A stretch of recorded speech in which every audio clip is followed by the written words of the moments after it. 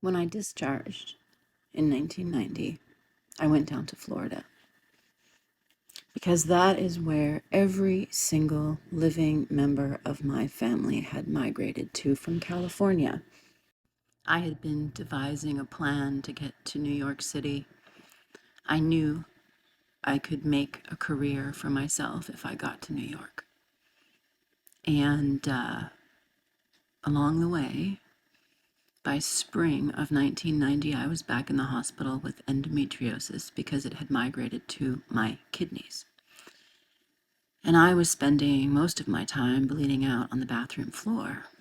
So instead of going to New York, I followed my family back to California, which it was the biggest mistake I ever made. However, I didn't really have a choice because I was so sick. I couldn't be alone. When I got to LA, my mother marched me down to the VA down in Los Angeles. And there we were told that I did not exist. I never served. There was no record of me in the system. I went back again, summer of 91. Still no record of me. No medical records, nothing. I didn't exist. Nothing I said, nothing I provided. Didn't exist. It was the fact that I owned a DD-214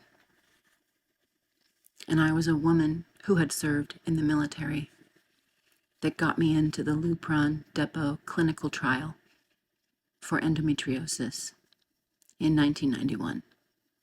Now, I want to be clear that when I had surgery on Shaw Air Force Base, I was told by the surgeons that there was nothing that they could do to treat me.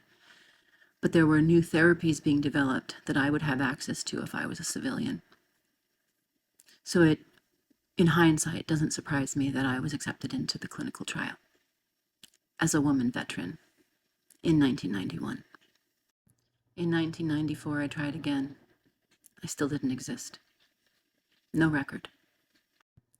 In 1998, during the height of my endometriosis battle, we tried again.